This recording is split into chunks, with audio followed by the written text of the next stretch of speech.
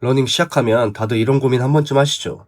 미드풋으로 달려야 하나, 포어풋이 더 좋은 건가? 힐풋은 무릎 나가는 거 아니야? 실제로 유튜브 조금만 봐도 미드풋이 정답이다 이런 말이 정말 많습니다. 그래서 그대로 따라했다가 종아리 발목, 아킬레스 아파졌다는 분들도 정말 많고요. 그런데 사실 저는 착지에는 무조건적인 정답이 없다고 생각합니다. 오히려 억지로 바꾸다가 더 힘들어지는 경우가 많습니다. 왜 어떤 사람은 힐풋인데 안 아프고 어떤 사람은 미드풋인데 잘 맞을까요?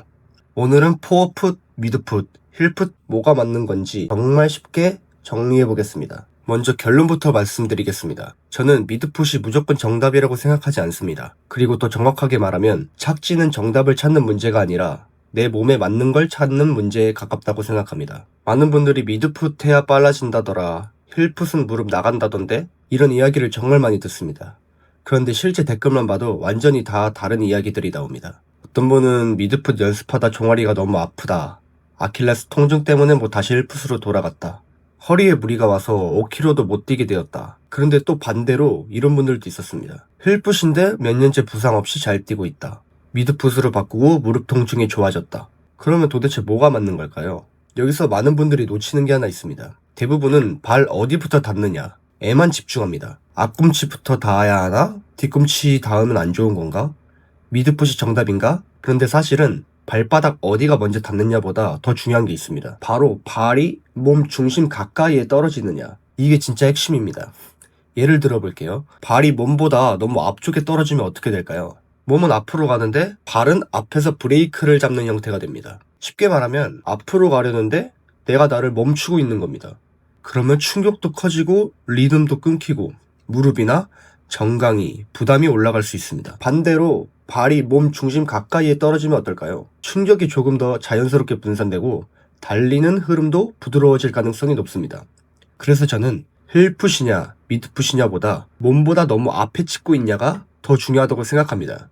그런데 많은 분들이 오해하시는 게 하나 있습니다. 미드풋이면 무조건 좋다, 힐풋은 무조건 나쁘다. 즉 착지는 정답, 암기 문제가 아닙니다. 남들이 좋다고 하는 걸 그대로 따라가는 게 아니라 내 몸이 어떤 반응을 보이느냐가 훨씬 중요합니다. 그리고 착지는 속도에 따라 자연스럽게 달라지기도 합니다. 생각해보면 이해 쉽습니다. 우리가 걸을 때 포풋으로 걷는 사람은 거의 없죠. 대부분 뒤꿈치 성향이 나옵니다. 그런데 전력 질주할 때는 어떨까요? 뒤꿈치부터 강하게 찍으면서 뛰는 사람은 거의 없습니다. 대부분 자연스럽게 앞쪽이나 미드풋에 가까워집니다. 즉, 천천히 뛰면 힐 성향이 나올 수 있고 속도가 올라갈수록 자연스럽게 미드풋이나 포어풋에 가까워질 수도 있다는 겁니다. 그래서 문제는 착지를 바꾸는 것 자체가 아니라 억지로 바꾸는 것일 수도 있습니다. 착지는 단순히 발만 바꾸는 문제가 아니기 때문입니다. 보폭, 케이던스, 자세, 속도, 근력, 유연성 이런 것들이 전부 같이 영향을 줍니다. 그런데 몸은 준비가 안 됐는데 착지만 억지로 바꾸면 어떻게 될까요? 특정 부위에 부담이 몰릴 수 있습니다. 특히 미드풋이나 포어풋을 갑자기 강하게 하면 종아리, 발목, 아킬레스, 발바닥 쪽에 부담이 확 올라갈 수 있습니다. 저도 처음에는 정답 찾으려고 정말 많이 찾아봤는데 미드풋이 좋다길래 의식도 해보기도 했고, 그런데 뛰다 보면서 느낀 게 하나 있었습니다. 억지로 모양을 만드는 것보다 내 몸에 맞는 걸 찾는 게 훨씬 중요하다는 겁니다. 어떤 날은 자연스럽게 미드풋처럼 되고 천천히 뛰는 날은 힐 성향도 나오고 결국 중요한 건 오래 안 아프게 뛰는 것이었습니다. 그런데 여기서 이런 생각이 드실 수도 있습니다. 그래도 선수들은 미드풋 많지 않나요? 맞습니다. 실제로 빠른 선수들 보면 미드풋이나 포어풋 성향이 많습니다. 그런데 중요한 차이가 있습니다. 이 선수들은 그 착지를 버틸 몸과 훈련량을 이미 만든 사람들입니다. 근력도 다르고 속도도 다르고 적응 시간도 다릅니다. 초보 러너가 그대로 따라하면 오히려 통증이 먼저 올 수도 있습니다. 그래서 저는 초보분들한테 무조건 미드풋 따라하지 말라고 말씀드리고 싶습니다. 그럼 초보는 어떻게 해야 될까요? 제가 생각하는 가장 현실적인 방법은 내 착지를 체크하는 기준 4가지입니다.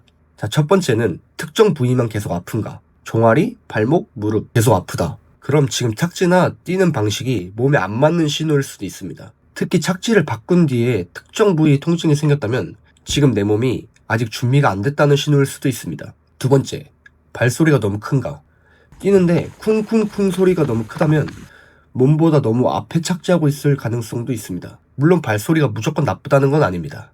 다만 너무 크게 찍는 느낌이라면 보폭이나 착지를 한번 체크해보는 게 좋습니다. 세 번째, 브레이크 걸리는 느낌이 있는가? 뛰는데 앞으로 굴러가는 느낌보다 계속 멈추는 느낌이 강하다? 앞으로 나가는 느낌이 아니라 자꾸 몸이 끊기는 느낌이 든다? 그런 몸보다 너무 앞에 발을 찍고 있을 가능성도 있습니다. 그리고 마지막 네 번째, 이건 진짜 추천드립니다. 직접 슬로우 모션으로 한번 찍어보세요. 친구한테 부탁해도 좋고 핸드폰 세워두고 직접 찍어도 좋습니다. 근데 생각보다 내가 생각하는 자세와 실제 자세가 완전 다른 경우가 정말 많습니다. 특히 발이 몸보다 너무 앞에 떨어지는지 이걸 꼭 체크해보세요. 생각보다 많은 분들이 브레이크 걸리는 착지를 하고 있는 경우가 많습니다. 그래서 저는 무조건 바꾸기 전에 먼저 확인하고 조금씩 수정하는 걸 추천드립니다. 이게 훨씬 안전합니다. 결국 러닝은 하루 잘 뛰고 끝나는 운동이 아닙니다. 오래 부상 없이 꾸준히 뛰는 사람이 결국 가장 빨라집니다. 착지는 정답을 외우는 문제가 아니라 내 몸에 맞는 답을 찾는 과정입니다. 미드푸시든 힐푸시든 포어푸시든 남들이 정답이라고 해서 무조건 따라가기보다 내 몸이 편한지, 통증은 없는지, 오래 달릴 수 있는지 먼저 보셨으면 좋겠습니다. 오늘 영상이 착지 때문에 헷갈렸던 분들께 조금이라도 도움이 됐으면 좋겠습니다. 그리고 한 가지 더 말씀드리고 싶은 게 있습니다. 사실 착지만 바꾼다고 달리기가 갑자기 좋아지진 않습니다. 저도 처음엔 무작정 뛰면서 왜 나만 이렇게 힘들지? 왜 기록이 안 오르지?